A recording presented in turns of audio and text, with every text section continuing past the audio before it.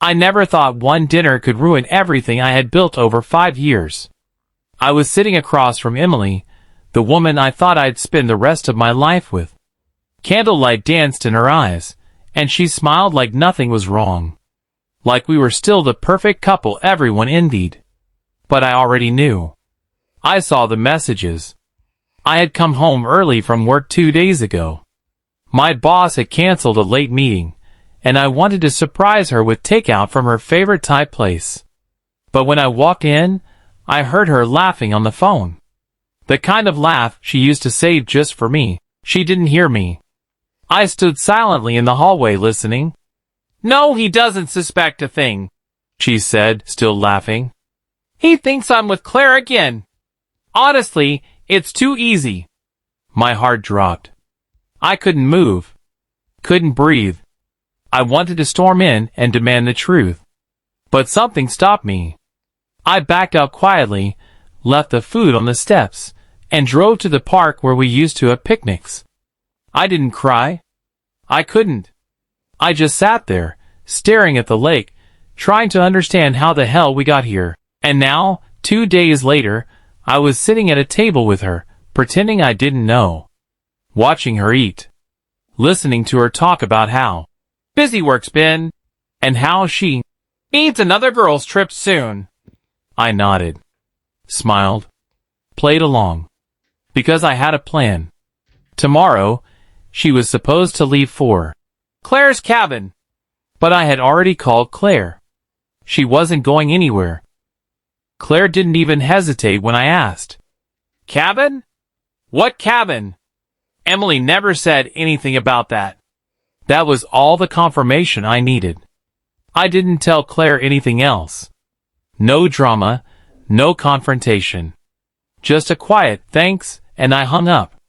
I didn't need allies. I needed clarity.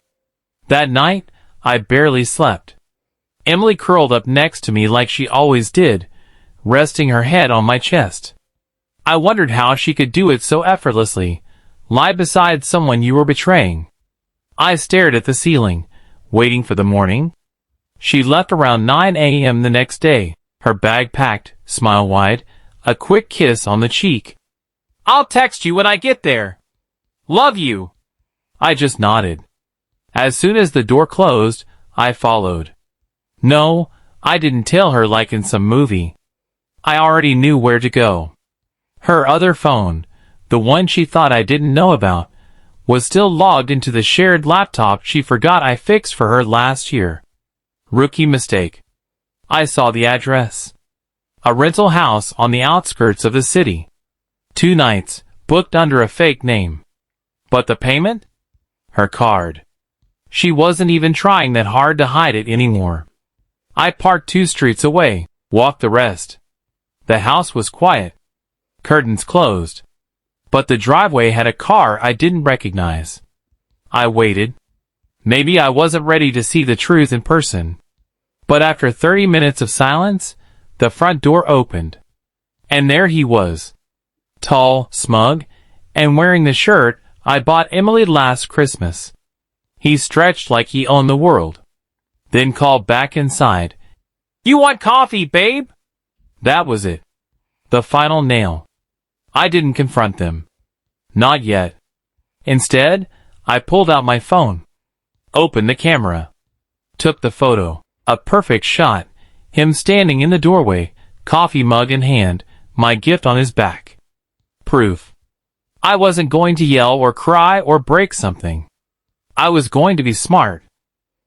I walked away from that house with a calm I didn't expect. No rage. No panic. Just a plan. By the time I got home, Emily had already texted me.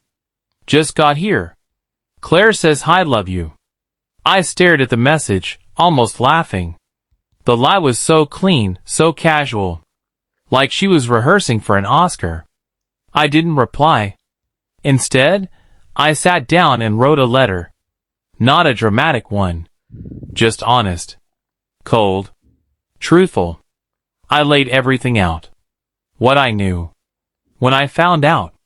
How long I stayed silent. I even attached the photo at the end. And no threats. No insults. Just facts. Then I packed her things. Every last piece. Clothes. Makeup. Even that little necklace I gave her when we moved in. All of it into boxes. Labeled. Neat. I placed the letter on top of her suitcase. Then I changed the locks. By the time she got home, fat of eating, panicked and confused, I was already gone. I watched her from my car across the street. She tried her key 3 times before realizing it was over. Then she read the letter. And that's when she collapsed on the porch, clutching her phone, calling me over and over. I didn't pick up. Not that night. Not the next day. The truth is, I didn't leave because I stopped loving her. I left because I finally loved myself enough to walk away. But closure, it's not that simple. Because 2 weeks later, she showed up again. And this time, she was alone. It was a Saturday morning when I heard the knock. Slow, hesitant. Familiar. I opened the door halfway, and there she was. Emily. No makeup, red eyes, hair pulled back in a messy knot. She looked broken. Next to her stood a boy. Maybe 6 years old. Big brown eyes. Holding her hand tightly.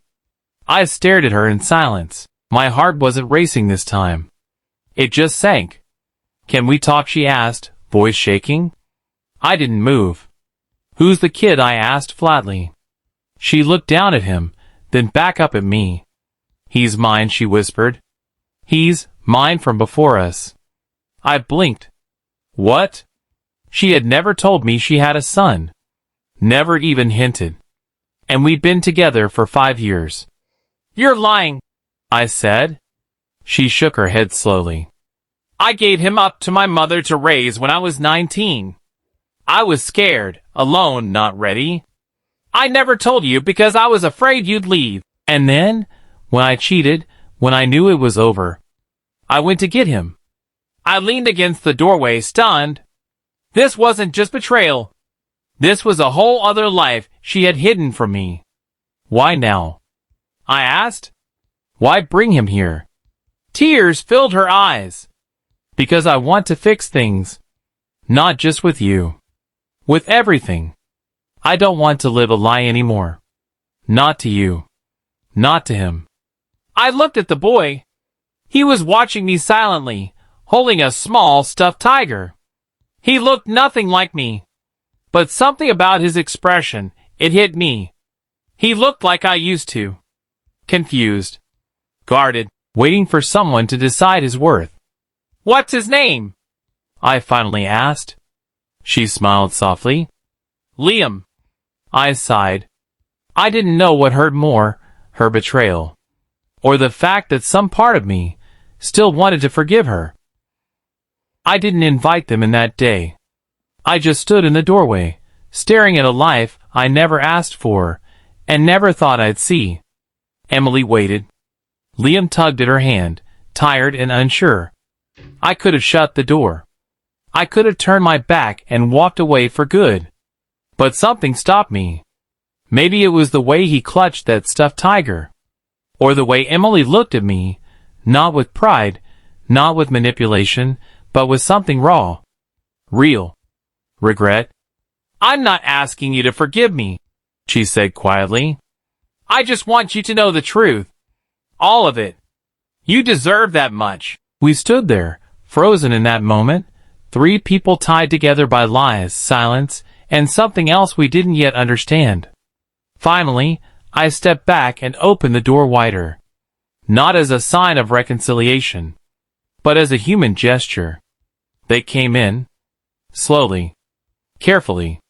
Liam sat on the couch, legs swinging, his eyes scanning the room like he was searching for clues. Emily didn't sit. She just stood by the door, hands trembling. We talked for hours. About the lies. About her past. About the man she cheated with, someone from work who ghosted her the moment she said she was leaving him. About Liam's childhood. His first steps. His first words. The birthday she missed when she stayed with me instead of visiting him. I listened. Not because I had to, but because I needed to understand the full story before deciding if I was willing to close the book forever. By the time the sun dipped below the horizon, they were gone. I didn't promise anything. Didn't say we'd try again. But I also didn't say, never. Sometimes life throws you into storms you didn't see coming. And sometimes you walk out soaked, broken, and still, somehow, standing. Emily broke my heart, but she also showed me who I really was. And maybe that was the lesson I needed all along.